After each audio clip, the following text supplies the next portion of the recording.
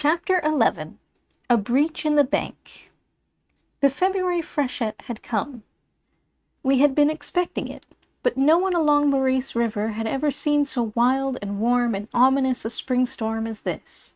So sudden and complete a break-up of winter no one could remember, nor so high a tide, so rain-thick and driving a south wind.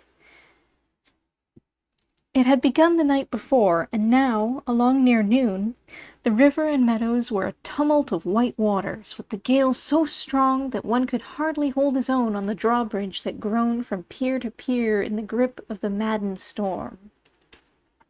It was into the teeth of this gale that a small boy, dressed in large yellow oilskins, made his slow way out along the narrow bank of the river toward the sluices that controlled the tides of the great meadows. The boy was in the large yellow oilskins. Not dressed, no, for he was simply inside of them, his feet and hands and the top of his head having managed to work their way out.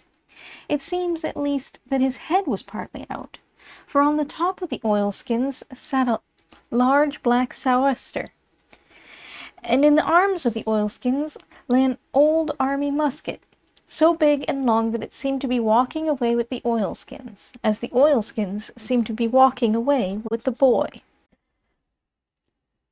I can feel the kick of that old musket yet, and the prick of the dried sandburrs among which she knocked me. I can hear the rough rasping of the chafing legs of those oilskins too, though I was not the boy this time inside of them. But I knew the boy who was, a real boy, and I know that he made his careful way along the trembling river bank out into the sunken meadows that later on I saw the river burst into and claim, and it still claims them, as I saw only last summer, when after 30 years of absence, I once more stood at the end of that bank, looking over a watery waste, which was once the richest of farmlands. Never, it seemed, had the village known such wind and rain and such a tide. It was a strange, wild scene from the drawbridge, wharves obliterated, river white with flying spume and tossing ice cakes, the great bridge swaying and shrieking in the wind, and over everything the blur of the swirling rain. The little figure in yellow oilskins was not the only one that had gone along the bank since morning, for a party of men had carefully inspected every foot of the bank to the last sluice, for fear that there might be a weak spot somewhere. Let a breach occur with such a tide as this, and it could never be stopped. And now, somewhat past noon, the men were again upon the bank. As they neared Five Forks Sluice, the central and largest of the water gates, they heard a smothered boom above the scream of the wind in their ears. They were startled, but it was only the sound of a gun somewhere off in the meadow. It was the gun of the boy in the oilskins. Late that afternoon, Dr. Sam, driving home along the flooded road of the low-back swamp, caught sight as he came out in view of the river of a little figure in yellow oilskins away out on the meadow. The doctor stopped his horse and hallooed, but the boy did not hear. The rain on his coat, the wind and the river in his ears drowned every other sound. The dusk was falling, and as the doctor looked out over the wild scene, he put his hands to his mouth and called again. The yellow figure had been blotted out by the rain. There was no response, and the doctor drove on. Meanwhile, the boy in the yellow oilskins was splashing slowly back along the narrow, slippery clay bank. He was wet, but he was warm, and he loved the roar of the wind and the beat of the driving rain. As the mist and rain were fast mixing with the dusk of the twilight, he quickened his steps. His path in places was hardly a foot wide, covered with rose and elder bushes mostly, but bare in spots where holes and low-worn stretches had been recently built up with cubes of the tough blue mud of the flats. The tide was already even with the top of the bank and was still rising. It leaped and hit at his feet as he picked his way along. The cakes of white ice crunched and heeled up against the bank, with here and there one flung fairly across his path. The tossing water frequently splashed across. Twice he jumped places where the tide was running over down into the meadows below. How quickly the night had come! It was dark when he reached Five Forks Sluice, the middle point in the long, high bank. While still some distance off, he heard the sullen roar of the big sluice, through which the swollen river was trying to force its way. He paused to listen a moment. He knew the peculiar voice of every one of these gateways, as he knew every foot of the river bank. There was nothing wrong with the sullen roar, but how deep and threatening! He could feel the sound even better than he could hear it, far down below him. He started forward to pass on, when he half felt, through the long, regular throbbing of the sluice, a shorter, faster, closer quiver, as of a small running stream in the bank very near his feet. Dropping quickly to his knees, he laid his ear to the wet earth. A cold, black hand seemed to seize upon him. He heard the purr of running water. It must be down about 3 feet.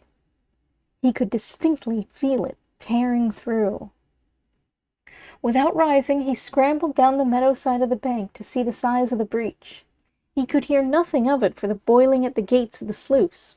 It was so dark he could scarcely see. But near the bottom the mud suddenly caved beneath his feet, and a rush of cold water caught at his knees. The hole was greater than he feared. Crawling back to the top of the bank, he leaned out over the riverside. A large cake of ice hung in water in front of him. He pushed it aside, and, bending until his face barely cleared the surface of the river, he discovered a small sucking eddy, whose swirling hole he knew ran into the breach. He edged farther out and reached down under the water and touched the upper rim of the hole. How large might it be? Swinging round, he dug his fingers into the bank and lowered himself feet first until he stood in the hole. It was the size of a small bucket, but he could almost feel it going beneath his feet, and a sudden terror took hold upon him. He was only a boy, and the dark night, the wild river, the vast sweeping storm, the roar and tremor and tumult flattened him for a moment to the ridge of the bank in a panic of fear. But he heard the water running. He felt the bank going directly beneath where he lay, and getting to his feet he started for the village. A single hasty step and, but for the piles of the sluice, he would have plunged into the river. He must feel his way, but he never could do it in time to save the bank. The breach must be stopped at once. He must stop it and keep it stopped until the next patrol brought help. Feeling his way back, he dropped again upon his hands and knees above the breach to think for a moment. The cake of ice hung as before in the eddy. Catching it, he tipped it and thrust it down across the mouth of the hole, but it slipped from his cold fingers and dived away.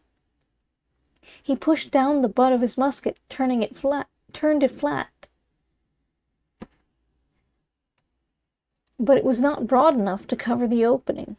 Then he lowered himself again and stood in it, wedging the musket in between his boots, but he could feel the water still tearing through at the sides and eating all the faster. He clambered back to the top of the bank, put his hand to his mouth, and shouted. The only answer was the scream of the wind and the cry of a brant passing overhead.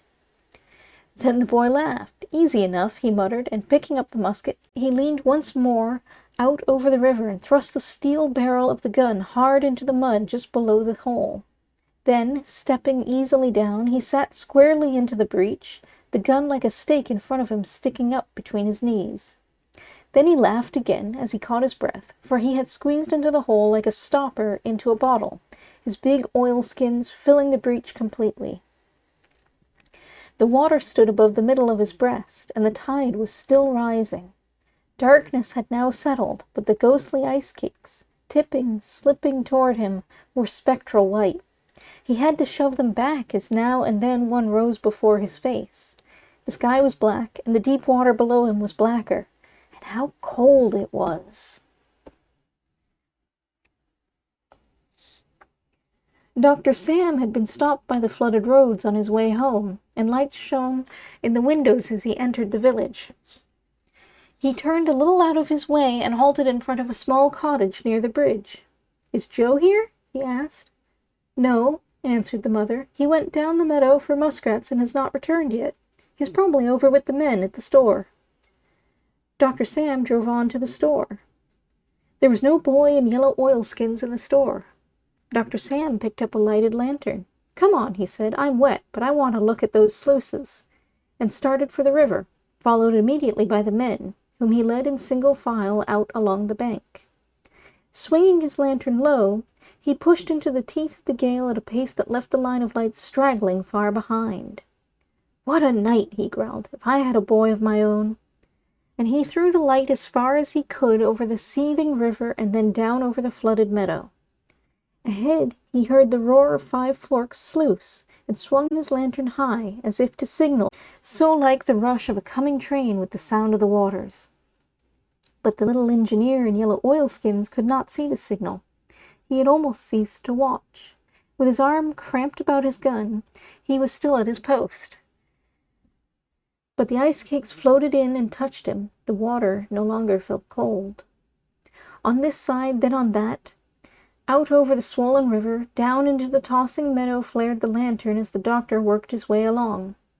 Above the great sluice he paused a moment, then bent his head to the wind and started on, when his foot touched something soft that yielded strangely, sending a shiver over him, and his light fell upon a bunch of 4 dead muskrats lying in the path. Along the meadow-side flashed the lantern, up and down the river-side, and Dr. Sam, reaching quickly down, drew a limp little form in yellow oilskins out of the water, as the men behind him came up. A gurgle, a hiss, a small whirlpool sucking at the surface, and the tide was again tearing through the breach that the boy had filled.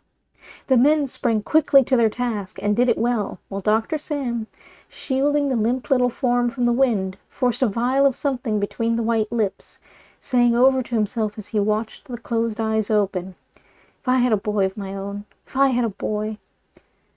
No, Dr. Sam never had a boy of his own, but he always felt, I think, that the boy of those yellow oilskins was somehow pretty nearly his. After a long, cold winter, how I loved the spatter on my face of the first February rain. The little trout brook below me foams and sometimes overruns the road, and as its small noise ascends the hill, I can hear the wind on a great river, the wash of waves against a narrow bank, and the muffled roar of quaking sluices as when a February freshet is on.